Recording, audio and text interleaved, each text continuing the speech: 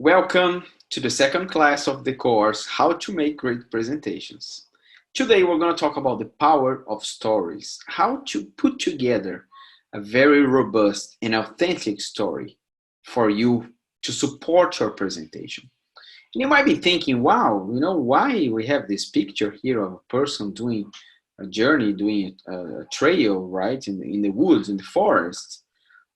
It's because I want to tell you that the story is extremely important, but it can always play with the way you look at things. That's a critical component of your story. So, one way of looking at this situation is to say, look, this person is probably a mid-age person that it's adventures and is doing a trail and wants to reach to the top of the mountain, right?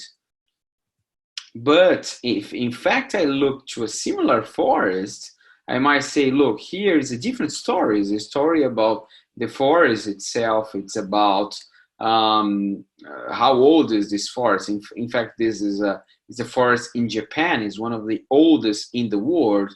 So here I can spend much more time in a different perspective of the same topic, right? And finally, even here, I can create something completely different. I can start looking at and say, look, is a story about an observer, a person that was hiding into the trees to observe what's going to happen there. So this person was looking at possible animals or, even hiding from somebody else. And by the way, this picture is also in the same particular forest in Japan. So the beauty of these stories are exactly like that.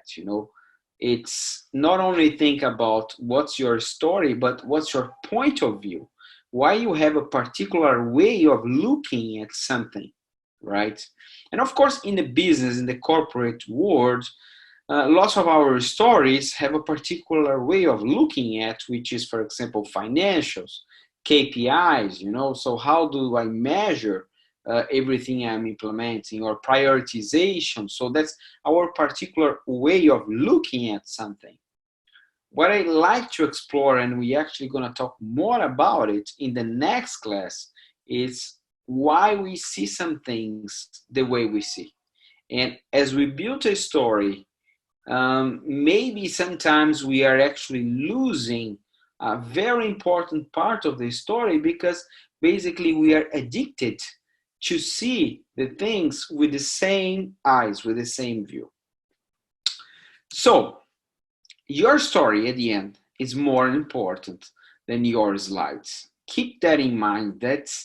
If there's one thing you need to remember here is this: your story is more important than your slides. And I've seen this multiple times. I've seen people in the corporate world bringing wonderful slides, beautiful slides, but they had no story, they had no ask, they had no beginning, no middle, no end, nothing like that. And I've seen people telling a comprehensive story, fantastic one, maybe sometimes with one slide, or maybe sometimes without nothing, just talking, right? Or just with a traditional flip chart. So keep that in mind, and that's what we're gonna cover here today.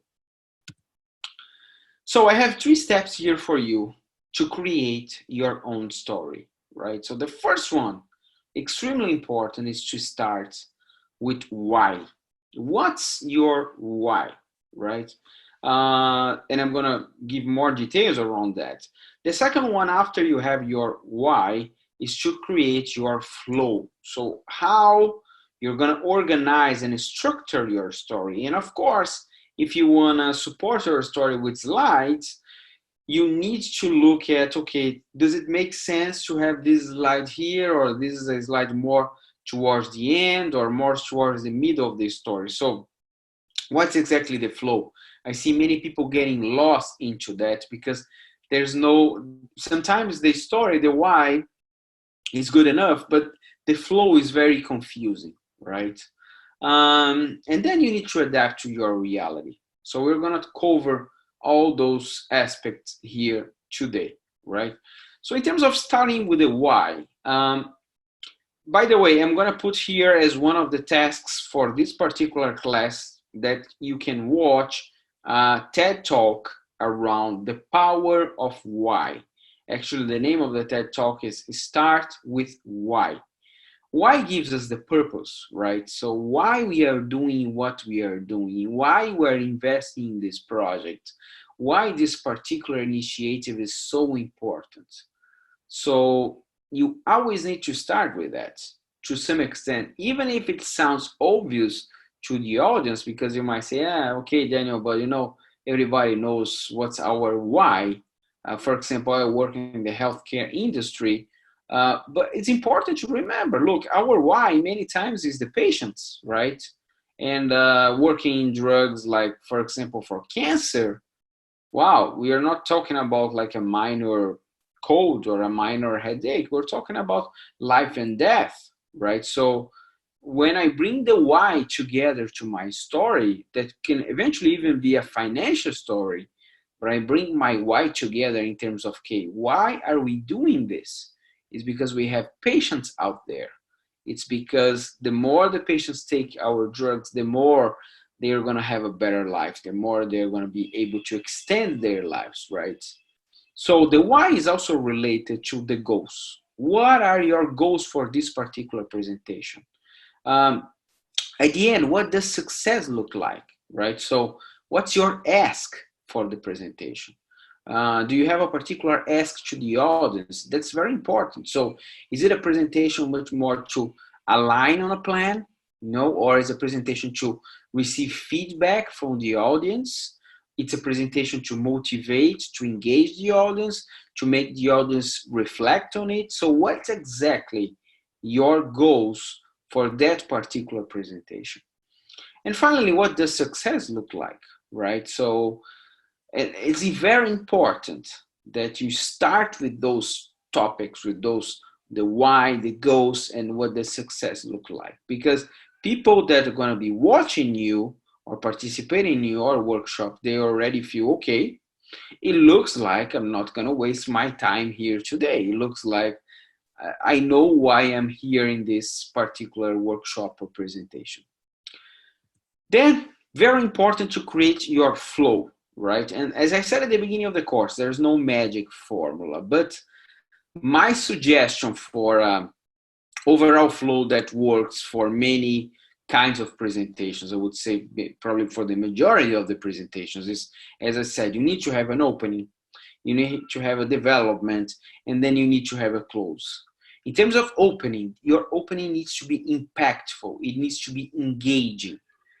Usually very important for you to have also an executive summary. So, okay, if I have to summarize all my project, the ask, the rationale, the deep dive, and my why, and how we're going to measure all of this in one slide, how can I do that? So very important to have an executive summary to use upfront. Then the development piece is really about, okay, let's do deep dive on the specifics. Let's keep your energy, let's keep your engagement level. That's very, very important. So if people are sitting, watching you, for example, you need to walk around the room. You need to make sure you're paying attention to everyone. You are speaking to everyone. It's very common for us to see presentations where, unfortunately, even without noticing, the presenter is just paying attention to the boss, right? It's almost like the presenter is presenting to the boss, and the rest of the folks there are, okay, I'm not feeling that I'm part of this presentation. So it's important that you engage with everyone and also keep a very high energy. But as I said, as we're going to talk about that in the next class, it's keep your energy and also keep your authenticity. And finally, your close, right? So you need to be very clear. I would say even at the beginning, you need to make some mention about your ask. As I said, could be my ask is, at the end of this presentation, I'm going to ask for additional budgets to support this project, this initiative. Or my ask from you guys is to receive feedback on this presentation, right? So you need to reinforce the ask at the end of the presentation, at the closure, reinforce your commitment to that project or the team's commitment to that project, and really align on the next steps. What are the next steps? So many times I've seen great presentations, but at the end, you see the miss because you sit there and you hear, and in a way you participate and you look and say, okay, very good, amazing, but okay, now what? What are the next steps? What are the actionable items here? So very important to have an outline of the next steps. And towards the next steps, you might want also to do some kind of co-creation, right? So the next steps definition can come from you, but also you can open some space to receive feedback there, or even leave it more open and say, guys, okay, let's take a few minutes now here for all of us to agree on the next steps, right? Finally, once you have your story put together, and we haven't talked about slides yet, slides are coming in the next classes.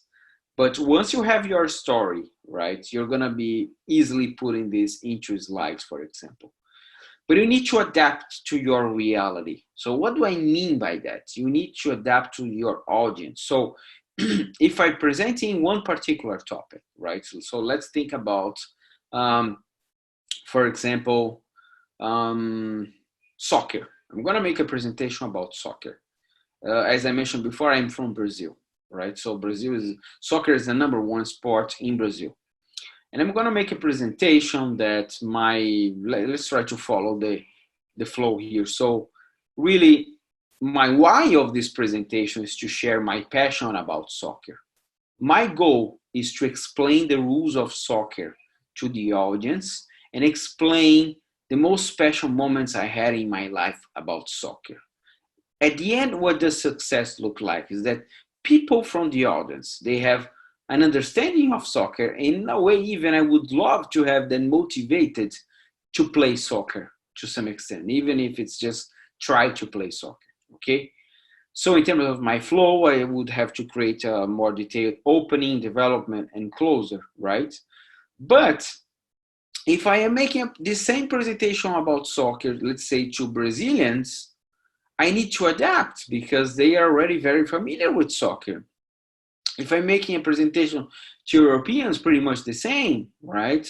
If I'm making a presentation about soccer to Americans, well, many Americans, they have no clue how soccer works, right? So they have no clue that, for example, every 4 years, there's this thing called World Cup soccer, which is the most important event in the world. So I need to adjust my topic to my particular audience. So I need to start telling, like, for example, the basics of soccer, right?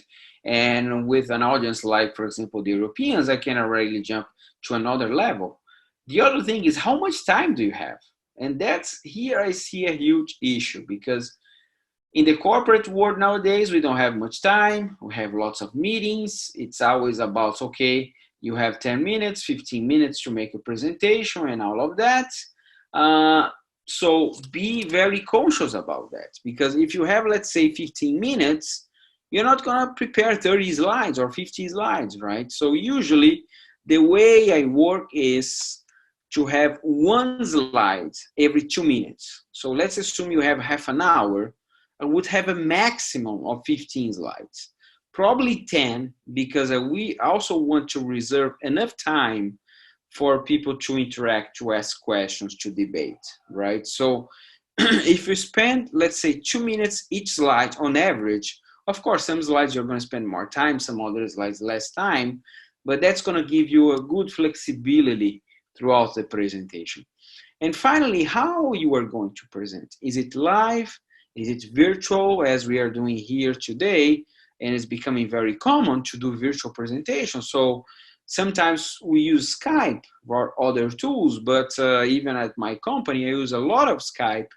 But many times it's just my voice and the slides, right? Or just voicing over without the camera, right? So even within the virtual space, you got to pay attention to that, because if the camera is turned on, you need to look at your appearance. You need to look at how you engage with the camera, right? And if it's live, then you have much more flexibility as well. As I said, to walk throughout the room, to look at the different people in the room, even to create some empathy and notice, okay, it looks like people are engaged or disengaged. If they are disengaged, what kind of interventions can I do to bring the engagement back to me, right? So that's pretty much it, right? So I would love to receive your feedback. So I'm going to leave here the link to the TED Talk that I mentioned. Write to me, as I said, you're going to find here my website. Subscribe to my YouTube channel as well, where you can see hundreds of videos in English as well about presentations about positive psychology, about team development, about coaching. I have so many topics there. You can subscribe for free in my YouTube channel. So it's youtube.com/Daniel D. Santos. And look forward to see you at the next class. Thank you.